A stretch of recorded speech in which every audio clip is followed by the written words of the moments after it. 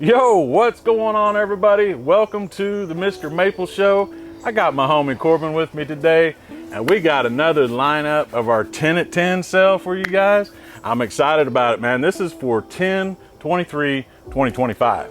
Yeah, man. It's Thursday morning, man. Everybody sip your coffee, man. The kings and queens out there, man, enjoying their maple lives, man. We're here to bring you guys some awesome maples. But guess what? Open house is around the corner. If you want to come hang out with me and Brian, you don't have to pay to get in, bro. Nah. Usually we have that big surcharge, you know, like you have to put, you know, the down payment to hang out with Brian and I. But hey, you get to do it for free, man. So yeah, you guys need to come out to an open house. I'm telling you, it's one of my favorite times of the year when we do this, because we get to connect with you guys on the other side where all these plants go. We ship out thousands and thousands of plants every day, and like, I love seeing the person on the other side of that, man, where you guys are planting them in your gardens. You can tell me what you're excited about. We love doing interviews with you guys, talking about your gardens. The open house is so much fun, man. We got great product. It's a unique opportunity. You get to hand select a lot of these cultivars. So I love that part of it. You know, sometimes it's a shape or a style that something's growing that catches your attention. It may not even be the cultivar name. You're just walking through the houses, always something there to grab your attention. So come out to the open house, guys. We're here just a couple of days before. I'm excited about it. We got another great lineup for you guys today. Let's get started with it, man. Let's run through some basics for the maple peoples out there, man. Yeah. Let's hit the basics. All right, guys. So most Japanese maples, and you don't quote me on this actually, but I'll give you some generalized information if this is your very first 10 at 10 you're watching. Japanese maples, they like to have drier roots. You know, they like to dry out. They don't want to be in wet roots. I know Tim was talking about the saucer of death, which, you know, might be a term. If you're new, you don't really understand that. But most of the time, terracotta pots are sold with, you know, a regular size pot, and then they come with a plate. If you're growing outdoor plants, and especially if you're growing some like woody ornamentals like we're going to be showing today, you do not want to use that little saucer underneath your pot because it's going to stop the drainage. Going to be some, you know, root damage that's going to go on, some root rot, and it's going to make a not healthy tree. So that's one thing. Seen a lot of their comments about sunlight conditions on a lot of these different cultivars. Now, this is going to vary a lot, guys, so it's hard to pinpoint exactly for your location because, you know, sunlight in Texas versus sunlight here in North Carolina in the mountains is two different things. So I can grow, so for example, fairy lights here in full sun here in my garden in western North Carolina, but that would not be the case in somewhere like Texas where you have that super high hot heat in the summer.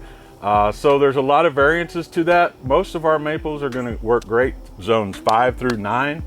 So if you look at that USDA map on the country here, you can see kind of where you fall, and most maples will grow in the United States here. So it's very versatile. If you're getting into those northern climates, you want to go towards some of the other subspecies like Acer japonicum, Acer shirasawanum, Siboldianum, Pseudo-Siboldianum. Some of those can push you into the colder climates. And then we got like the Heat Seeker series here at MrMaple. So those of you in the hot Texas heat down south, we got some trees for you too. And we'll make sure we highlight those features when we talk about different cultivars. Yeah, usually if we don't mention the zones, that's because it is 5 through 9, which is going to be that kind of generalized range for a lot of Japanese maples that we offer. So yeah, let's get into it, man. All right, guys. Acer japonicum fairy lights. Dude, this thing is sweet, man. It gets my imagination going because I'm seeing these are some small 1 gallons that we got here. Now these are a slow growing dwarf variety of lace leaf japonicum, but it gets me excited because I've got a good size one of these and I kind of have an idea of what these turn into. And it really creates a dynamic presence in the garden. I know these are young, small plants. Get this in a pot, let this kind of fill out and get some substantial growth to it. But man, just that lace leaf texture that you get on this thing is crazy. Hey, don't ever go to this guy's garden, man. You're going to come out with a list of, oh, I need one of these, I need one of these, I need 2 of these. Right. Fairy lights, dude. That's one I've seen in a couple different gardens. Yeah. Fall is coming up. If you want to like have that kind of fantastic kind of ethereal fall aesthetic, I really love fairy lights. I really think that it is one of the most dynamic fall colors. I just love how color emerges in the japonicums. You know, you kind of get that little creep of like that purple slowly infecting the leaf, and then that rolls back into the oranges and reds and yellows, man. And Fairy Lights is just one. I'll probably show some footage of one we got in fall a couple of years ago at Buckholtz. Dude, it literally just looked like a fire kind of like mounding on the ground, and it was so beautiful. Yeah, I mean, I love this as they start to mature. They kind of have a nice kind of globular shape to them overall. But I love the way they hold the leaf. It's like they hold that leaf just flat out, so you get that full effect of that lace leaf, that broad japonicum, but in that lace leaf style, which is super crazy for texture. And then you're right, man, one of the best fall color maples out there, especially when it comes to lace leaf japonicums. One of my favorites, man. I got a good specimen size of this. Always gets me excited this time of the year. I might try to throw up a photo of one in my garden, just starting some early fall color for you guys, just to show you what you can expect when this thing gets some good size, man. So get you a Fairy Lights today. All right, guys, we got another awesome maple for you today. We got Acer Platanoides erectum. Yeah, man, this tree's awesome, man. It's a really nice columnar form of Platanoides. If you're cool though, bro, you just call it Acer Plat, man. You know what I'm saying? That's right, dude. It's Acer Plat. I got a nice Acer Plat out in the garden. Now this one gets out there pretty quick. You know, you can expect this thing to get up like 50 foot tall, but you're only going to get about 15 foot wide on this thing. So nice vertical interest for the garden. I love that about you know, the trees that grow that kind of narrow, very upright shape to it. It just creates a beautiful column out there in your landscape. Yeah, I agree, man. The Platanoides are really fast growing too, and also a little bit more cold hardy. You know, you got to think about where they come from, being that Norway maple. I think I've seen most of these kind of leaf out a little bit later than some of the other ones, which is something like we look for in cold tolerant plants. Right. Because yeah, some of the larger hybrids and regular Platanoides we got this spring took a little bit longer, and it's always interesting to see what kind of like leaves out a little bit later and that sort of thing. So yeah, if you're in a colder climate, man, try this one out. It's going to be a really nice shade tree. Yeah, I mean, if you've got a bigger size garden too, definitely one you need to give some space for, as far as like for the root system. You don't want to plant this too close to a house or like a foundation, any kind of on your property like that. You don't want to get it too close. But this thing definitely gets out there quick, so like you're not gonna have to wait too long to have a beautiful presence in your garden. I mean, I'd say, you know, have a pair of these, like an entrance to like a big grand entrance to a garden would absolutely be beautiful. I love that big Norway leaf on it, just gives it crazy texture out there. We got some nice 2-gallon sizes of these today. Pick you up and erect them. All right, guys, it's about to get a little dreary in the garden, and also maybe a little cold too, bro. Right. So let's bring some livelihood with a Peridot Flame for we need to heat things up for you guys, man. We're heading into those winter months, and fall is coming in the air. And I love that time of the year because a lot of those maples, man, that's when they shine. This one's definitely one. We got that Peridot Flame for you guys today. Beautiful, large, kind of like Matsumura style leaf. Great texture for a nice upright Japanese maple. I just love that Matsumura style leaf. I think it just gives you a different feel when you just kind of see it, especially once they get some good size. They just create such a dynamic texture for your garden. Yeah, man, it's so funny. It's like the layers that you go through whenever you first start collecting and that sort of thing. Right. Where it's like, I used to chase after like the flashy color. I used to chase after, you know, just like that super rare stuff. But as I'm, you know, getting more into it, it's like leaf shape is really important, man. Absolutely, yeah. And like this one really has such a beautiful, I love how long the lobes are. I love how divided the lobes are. And I really like that kind of summer new growth this one pushes over top of like these big nice green leaves. You get those little splashes of pinks and reds, and then yeah, to that final kind of finale of the fall color to being like that vibrant yellow. Yep, Tim has kind of made me drink the Kool-Aid on the yellows, man. Yeah, for like, sure, man. I was working on some fall footage videos, man. Obviously the reds and the oranges are like spectacular. Dude, the fall yellows, man. They stand out so well, you know, amongst everything else in your garden. And it gets exciting too with this cultivar. You got some nice green bark on it as well. And I love the fact that whenever, you know, you get into those fall months, you're looking for like those contrasts in color. And like you said, I think yellow just plays so well on all the other color spectrums that it just makes everything pop. I've been adding a lot of yellow to my garden as well. Any chance I can get, I'm like, ooh, I need a little pop of yellow here, a little yellow there. But Peridot Flame, man, we got some nice 1 gallon sizes for you guys today. Pick one up. All right, guys, we got another great maple for you on the lineup today. We got Acer palmatum Muka.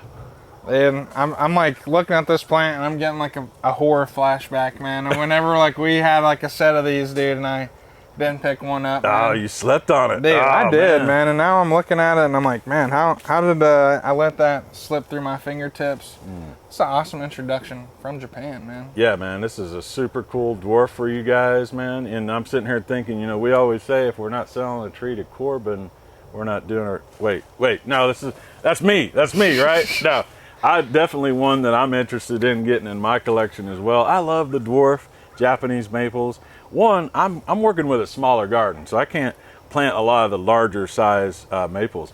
So I need a lot of those dwarf varieties I can kind of squeeze in, tuck in different areas of my garden. And I like the container garden too, man. So this is a well-rounded tree for your landscape. There's so many uses for it, man. Yeah, I'm just like sitting here looking at this one, and I've got a couple trees that I'm going to bounce off of you guys. See what you think, man. I'm thinking Jim's Memory, man. Ooh, man, like, nice pairing. Yeah, like I really think that they'll really play off each other with like the symmetrical habit that I'm seeing. And this will dense up too, and so does Jim's Memory. Yeah. But I kind of seeing like a little bit of similar growth habits in that sense, at least in a 1 gallon. I think that the symmetry on both of those, the color would go really well together.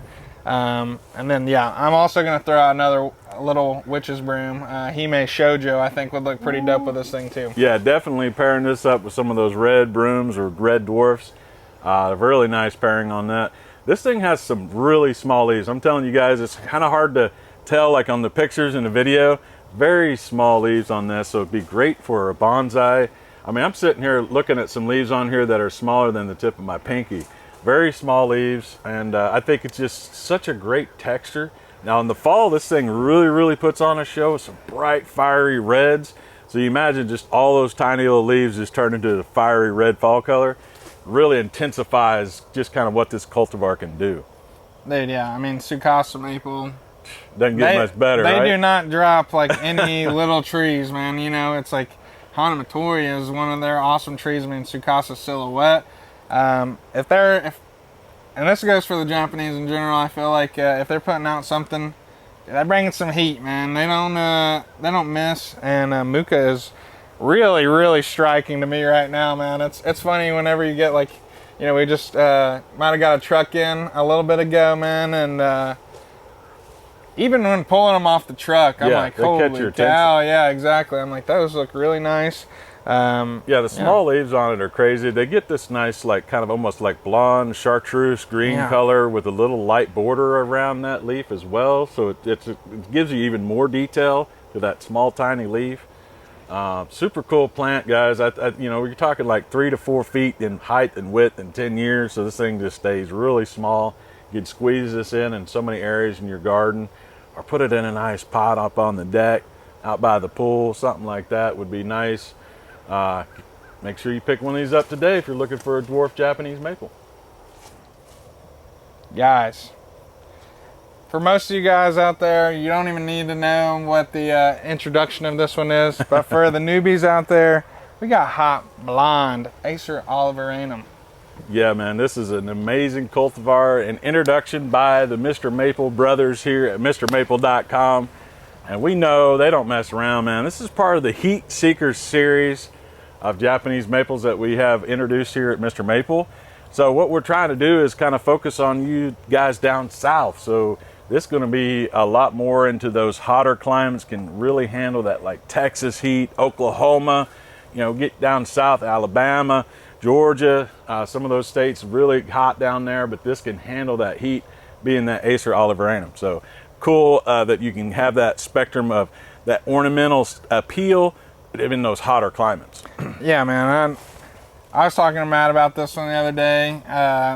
and I've talked to you about it, man. Like, I really just kind of like come to the full understanding of this plant, like maybe a couple months ago, and just realizing like what it kind of symbolizes, like for MrMaple and also like in the trade itself. Yeah. I think hybrids are so cool, honestly, man. Like, it's just, you're seeing kind of this weird, like, natural thing happen, and then you get all these qualities of ornamentality, man. You know, it really is amazing.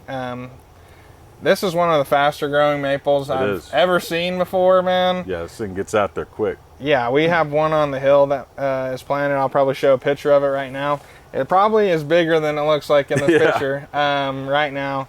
And I'm super excited to get some colors during the fall time, man, because I just think that it's going to look amazing. This one really does rival Osakazuki.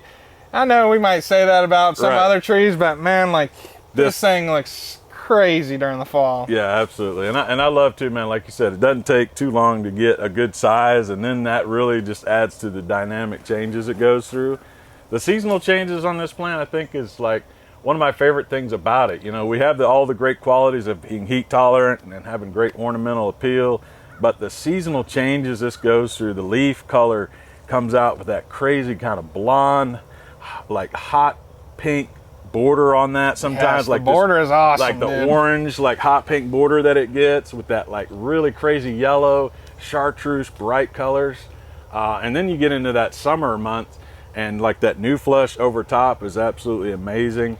The pale yellows and whites you get from the sun bleaching, dude. It really does just play into so many different color spectrums. It just kind of blows my mind. And, you know, for me, like growing up in the South, you know, I call Oklahoma the South. But anyway, growing up in the heat, man, like it's definitely a tree that was on my radar, you know, as like, man, I can start growing this out in full sun. So it gives you a lot more uses in a lot different climates in the country. Yeah, definitely. And this one, it leaves out a little bit later too, which, you know, might not be as important because it's going to be in more of those hotter areas. But I think another thing is like we see that consistency of the fall color because it's so heat tolerant. You know, sometimes falls can get a little dry. We start to drop leaves a little bit more. Right. Having that extra heat tolerance, I really think helps, like, you know, kind of push it later into the year. Yes, exactly. Yeah, I think you're right on that. And I think, you know, the other part is too, to remember on this cultivar, the zone is a little bit different than what we typically list at. So this is 6 through 9, zone 6 through 9. Typically our other maples are listed as 5 through 9. So this is going to push you down a zone into those hotter climates, because this is going to be with that olive veranum influence to it. It's going to be more friendly to those hotter climates in the country. But man, we always got some nice sizes of these hot blondes because they're just grow like crazy, man. Our 1 gallons get out there so quick. So you get this in the ground, man, you're not going to take too long. This thing will be growing, have a nice, beautiful presence. Don't miss out. All right, guys. We're coming at you with a little bit of nativar action. We got an awesome Quercus rubra Greg's Variegated. Yeah, man, this is awesome, man. We got a variegated red oak here for you guys. Super cool, man, to think about kind of those nativars, you know, that kind of take things to the next level, and having that beautiful oak leaf with these like splotches of whites and cream colors just looks really wild to me. It just kind of takes you into that world of like the ornamental world and like the natural world kind of collide and create a beautiful thing like a variegated oak, man. I love it. Yeah, I'm just enthralled by this one. I think like it's really cool that it is a nativar. Yeah. Which, if you don't know what a nativar is, it can range for you, because sometimes in Japan, Japanese maples would be a nativar. Right, exactly. But for here in this area, red oaks grow. The eastern red oaks grow here, and this is a cultivated variety, which we would call a cultivar, on a native tree, thus nativar, guys. Yeah, absolutely. Really cool, man. This thing gets out there too. I mean, this is going to give you kind of that typical expectation of an oak tree, getting over a foot of growth every year. Really, really nice style of variegation to it. I mean, it's kind of a unique style, especially considering you get into like the world of oaks, right? I mean, how many oak trees have a sand dusting style variegation? Really, really nice. I love that, especially if you got space for like a nice big upright tree for your garden. If you have a large garden, this definitely would work well for that. Yeah, I think something I love to hit on too, and I know you love to hit on it, but that variegation means two-tone fall color as well. And I know that there's some crazy fall color pictures on the website of just kind of like the reds, like speckled with like some lighter yellows, and then also like maybe even on the green and white variegation. Like seeing that clash is so cool, man. As you kind of get into it, man, that fall just becomes even more and more magical too, because you're realizing that's that plant kind of taking back all its energy from the leaves and slowly peeling like layer by layer until it gets all the nutrients out of the leaves. And it's so beautiful, man. It's just like something that's really cool. You know, I love acorns too. I'm not a squirrel, but it's nice if you want some squirrels and other wildlife too, man. Yeah, absolutely. If you need a good ornamental shade tree, pick you up a Greg's Variegated. All right, guys, we got another cool maple here for you. We got Acer circinatum Monroe. Yeah, this one, I mean, it's kind of cool. You kind of see the through line of our, from the beginning to the end here. You know, we kind of have that fairy lights, which is an Acer japonicum. So usually those have much rounder leaves, but it's kind of a lace leaf. This is in a similar boat, being the Acer circinatum. You're going to get that kind of classic P&W maple look. Right. That's reminiscent of a japonicum or a shirasawanum, but it's a native species to the Pacific Northwest. So this is a native R for y'all out there. Yeah, right. But here in North Carolina, we still enjoy Monroe, man. Yeah, absolutely, man. I'm glad to see this one back in stock. I always love plants, and I say this a lot, but I love plants that kind of break the rules, get outside the box a little bit. And for this, you know, to be a circinatum, and you get that like lace leaf slash, you know, almost like that Matsumura, like there's so many influences on it that you can see on this plant. So it kind of plays with your mind. You're like, man, is that a japonicum? Is that a circinatum? Is that a lace leaf? So it makes your mind kind of question all those different characteristics, which I think leads into like what makes this tree great. It kind of just gives you like all of these great characteristics that break the rules. And I love that, man. Yeah, man. I love breaking the rules too, man. This one is super dope. I saw a giant one behind Talon Buckholt's greenhouse, and it's just kind of like tucked away in the corner, man. And it just kind of like looms over top of you. You get to look up. One of the best things about like these lace leaf varieties, in my opinion, and it's not too often you can, you know, do this, but just like laying up underneath of one, like if you're looking up through a Siriu, man, and just watching like that wind blow through and the leaves kind of shift and letting the sunlight, I'm trying to paint that picture in your head, because that's something that can't be overlooked in the garden. You know, it's like sometimes I feel like we're looking down at trees, man. It's nice to kind of look up through them. Absolutely. And I mean, this is one that you're going to enjoy. People are going to be guessing about what it is, man, and then you'll be like, oh, actually, that's a circinatum, bro. This thing gets some really nice fall colors, some bright golden yellows, which really just accentuate and light up the landscape for you. Really cool that we're offering these for you guys today. Now, this is a zone rated 6 through 9, so we pull that down a zone. Typically our maples are listed 5 through 9, but the circinatum is a 6 through 9, so definitely keep that in mind for where you're at in the country. But beautiful tree, you guys need to pick one up. What do we got, Corbin? Guys, we got Esk Sunset now, man. Man, I love these beautiful variegated. This is a pseudoplatanoides for you guys today. Absolutely cool tree, man. One of my favorites, man. This thing I think is like in its own category. Like sometimes I try to think, like, name me 5 other trees that does what this tree does, right? Like it's almost impossible, bro. It's like, it's such a unique tree. Esk Sunset does so many cool things. You get the variegation, and it's like a lot of different styles too, man. You get like the sand dusting, a little splotching in there. Reticulation. Like it's such a cool, like just variety of things going on with it. And that underside, that's one of my favorite things about this tree, just because I think there was one time I saw this video of a lady who had a nice specimen, and the wind was blowing out there in the garden. And so you could just see that flash of that white variegation, and then that leaf would pop back up and show you that purple underside. So every little push of that breeze, that whole tree would just change colors and flash in the garden. So it's just like, I don't know, it's like an animated tree. It's so wild the way it just plays with your mind and just and interacts with nature around it. Yeah, dude, that is true. This is a tree with just so much depth. I know that we went to Brandy Hayes' garden at Stonefall Farms or Stone Falls Farm, and she had a beautiful specimen that was fairly large, you know, probably a girth on it about that large, but she had cut it back. She kept cutting it back because as this one kind of gets larger and larger, you just start to see more and more purple, which is awesome.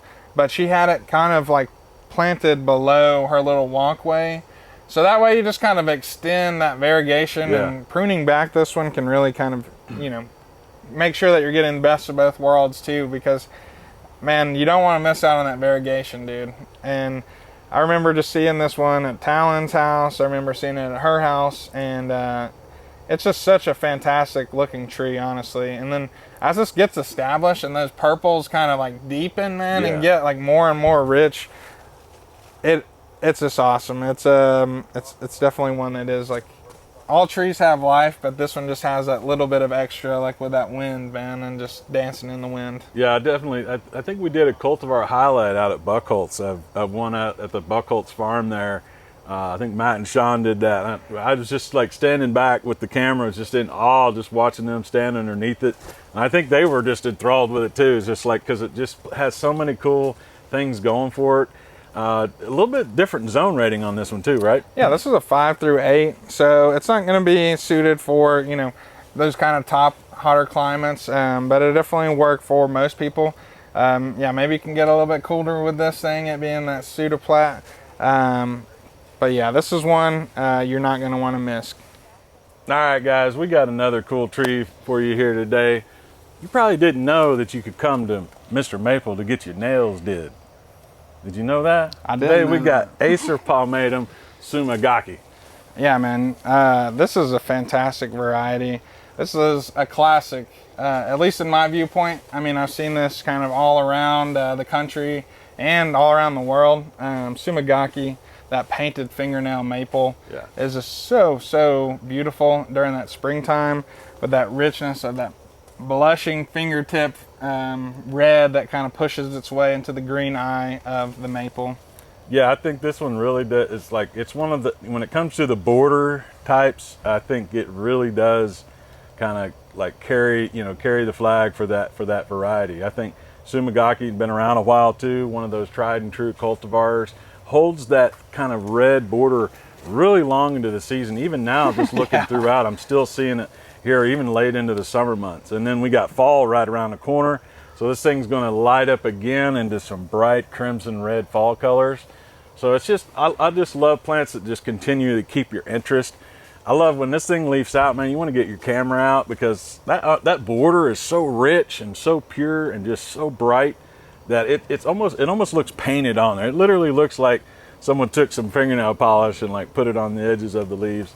I love that about this tree, man. Yeah, man, I'm sitting here thinking about some other pairings maybe too.